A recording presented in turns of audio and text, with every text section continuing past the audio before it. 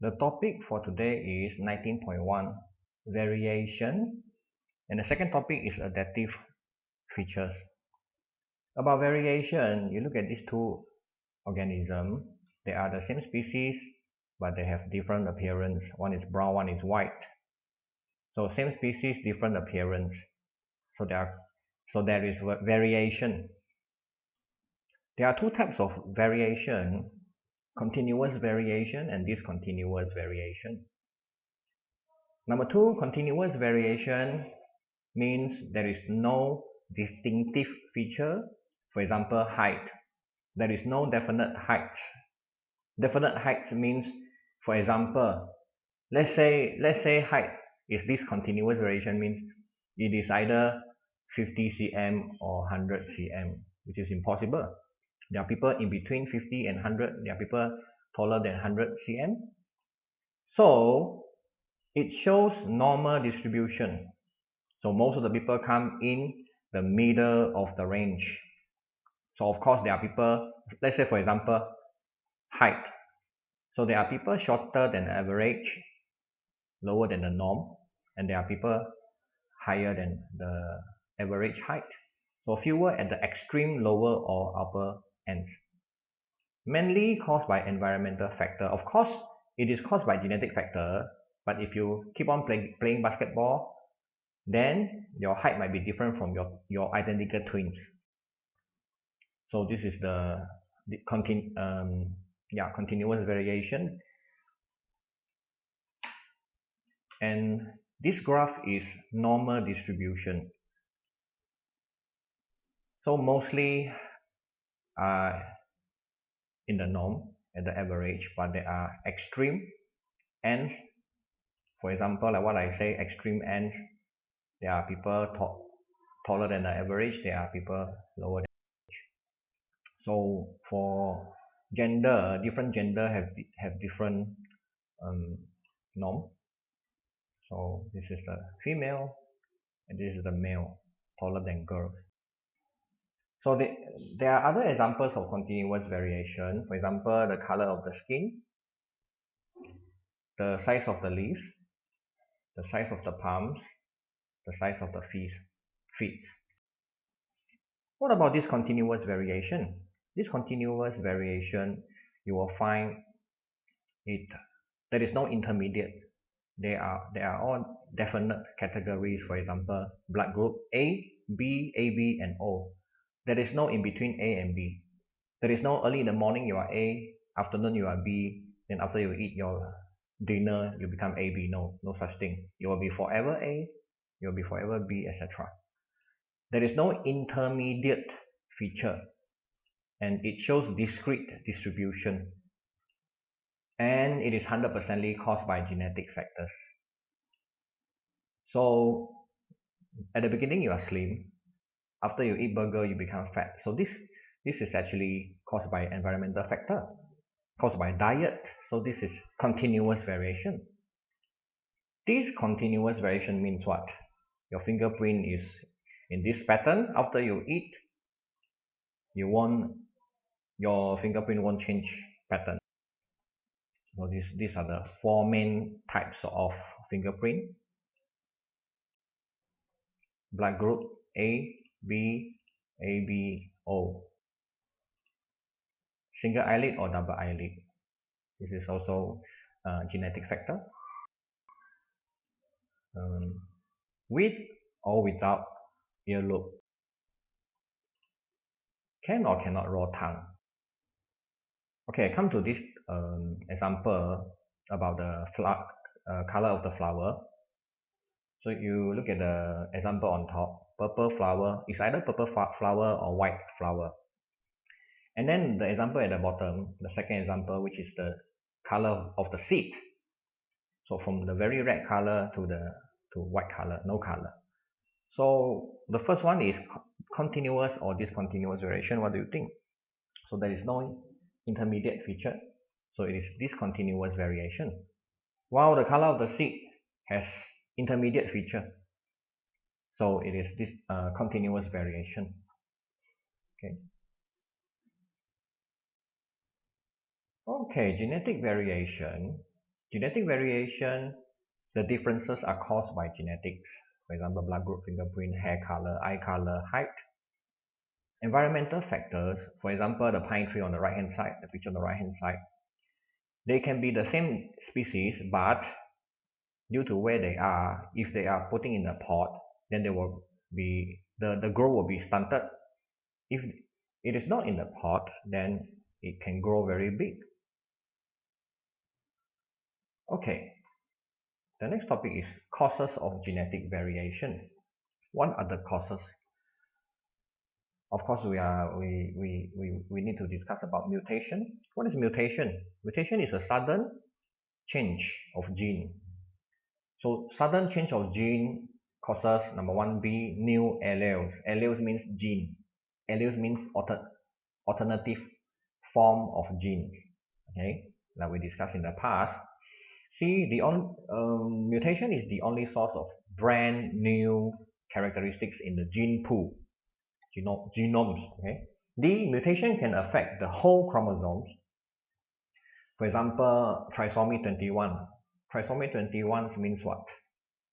Okay, trisomy 21 means chromosome 21 has three. There are three chromosome 21. It is caused by, look at D1, the chromosome number 21 do not separate during meiosis. The homologous chromosome does not separate. So number two, D2, one of the gamete supposed to have one chromosome from the homologous chromosome has two chromosome 21. Usually it happens to the ovum rather than sperm. Number three, end up after fertilization, the zygote has, so when sperm and ovum join together, how many chromosome number 21? There are three chromosome 21 instead of two. So causes Down syndrome. Okay. So there are three chromosome 21. These are the characteristics of the Down syndrome child. Slanted eye, the two eyes are far apart from each other. Protruding tongue, big tongue, short finger, etc. Okay, question. Number one, which of the following are continuous or discontinuous variation? Blood group in human, continuous or discontinuous? The answer is discontinuous. Foot size or feet size? Continuous. Leaf length, so there are many lengths. Continuous. Presence of horn in cattle, very simple. It is either have horn or there is no horns. So the answer is discontinuous. Okay, number two, according to A to D, which are affected by environmental factors? So the answer is very obvious. B and C. Okay, mutation. Mutation might be caused by two things. Number one, radioactive radiation. Another type is chemicals. So number two, mutation might be caused by ionizing radiation, and it will damage the bases in DNA. Bases means nitrogenous base. Number four, if it happens to testes and ovaries, then the mutated gene, the altered DNA, may be passed to the offspring, passed to the children. So chemical mutagen, for example, heavy metals, lead and mercury, can interfere during DNA replication. So when DNA is replicating or duplicating, the double helix of DNA will open, and when it is open, it will expose to the environment and mutation occur. So the daughter cells will get faulty DNA during cell division. So number seven, the chemicals that cause mutations are called mutagens. So you look at this, we call it as light spectrum in physics. So at the middle is the visible light, the seven visible lights. On the left hand side are all the dangerous light ray, gamma ray, X-ray, ultraviolet light ray. Okay, they are strong, but they are short. Ultraviolet, X-ray, gamma ray. Can you tell me which one is more dangerous? The answer is gamma ray. So it will cause DNA mutation, so as X-ray and ultraviolet, but it's not that strong. Of course, on the right hand side, the infrared, all these are not so dangerous. Okay, the rest of the examples are the examples of mutagens. For example, benzene, formaldehyde, asbestos in the roof in the past, not using now, carbon tetrachloride, tobacco smoke. Okay, then come to the topic meiosis we have discussed before. Okay, meiosis causes variation. Why? Because number two, during meiosis, homologous chromosomes exchange genes and separate from each other. Homologous chromosome means one chromosome from your father, one chromosome from your mother. And when come to making of gametes, formation of gametes, your sperm and your ovum, your father's chromosome and your mother's chromosome, they will exchange genes and form your sperm and your ovum. So your children will be much more different, okay, different genes. So number three, gametes forms are not exactly the same.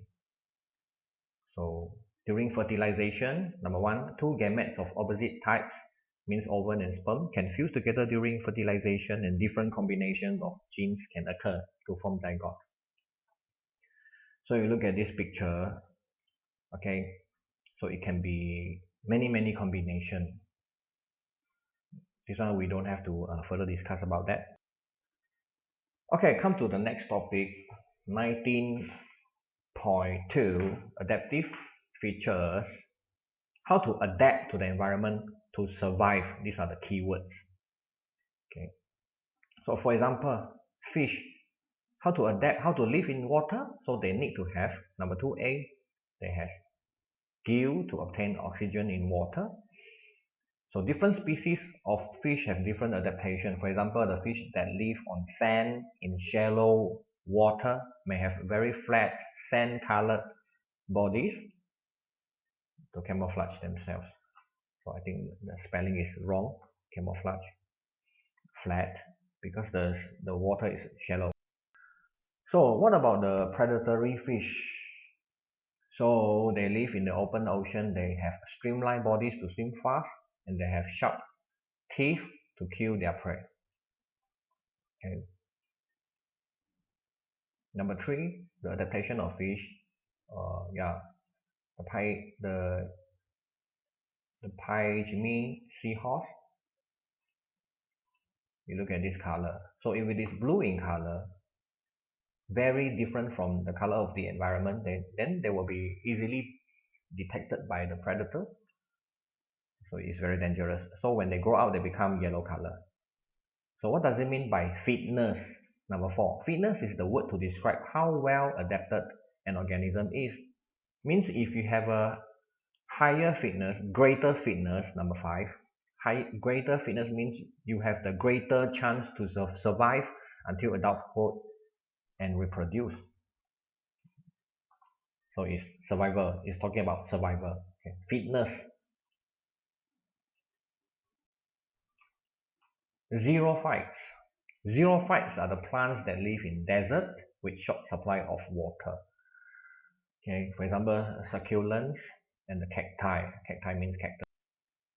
So during fertilization, number one, two gametes of opposite types, means ovum and sperm, can fuse together during fertilization and different combinations of genes can occur to form zygote. So you look at this picture, okay, so okay, about the opening and closing of stomata, how to adapt to the environment for all the plants. Okay, so number one, plant lost water through stomata. Number two, if they close their stomata, what will happen is they can't get carbon dioxide. If they open the stomata, maybe evaporation occur, then lost water loss too much. So they will close and open the stomata according to certain situation. Number two, they close their stomata when the air is too hot and too dry. Because they need to take in carbon dioxide to carry out photosynthesis, so it cannot be closed all the while. But it will close at night during at night, and there is no sunlight, so they will close to reduce water loss. And certain leaves, how to adapt to the environment, they have waxy cuticle to prevent water loss. Okay, the number one, the leaf of desert plants are covered by a waxy cuticle, waterproof. Hairy leaves. Some plants have hairs to trap layers of moist air next to the leaves.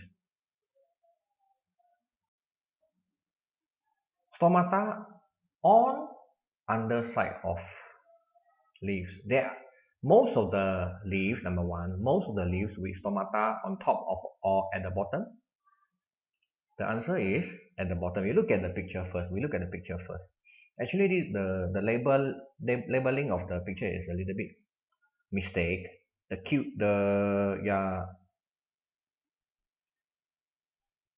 The hull is actually stomata, and the yellow color is gut cell. Okay, gut cells are also called epidermal cells because they are in the layer of the epidermal cells. There are upper epidermis and lower epidermis. So number one, most of the leaves with stomata at the bottom or at the top, in the upper epidermis or at the lower epidermis. The answer is at the bottom. Why? To reduce the evaporation, because at the bottom is cooler and less evaporation. So number three, desert plant have fewer stomata than usual. Their stomata are sunk into the deep pits. Okay. So the next point, number one, smaller leaves, smaller surface area and less water will be evaporated. Okay. Number two, cactus has needle-like leaves and to conserve water, but the disadvantage will be less light and carbon dioxide to be absorbed. Okay, and the photosynthesis rate is lower.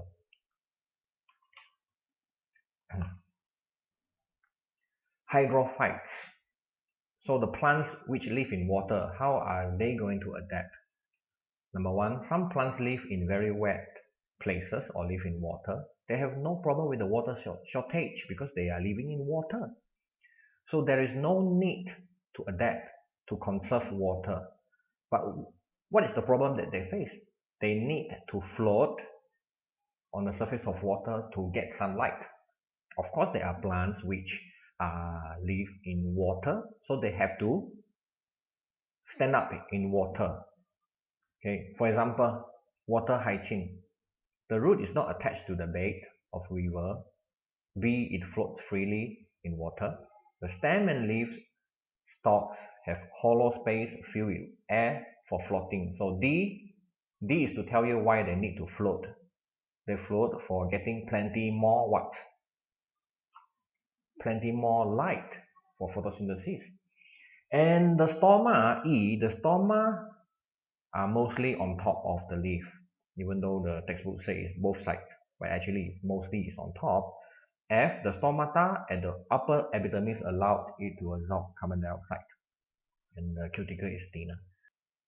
So you look at this example of the photograph of the water hyacinth, cover up the whole surface of the river. So okay, when we cut open the fat stalk of the water hyacinth, you can see the airspace to allow it to float on the surface of water.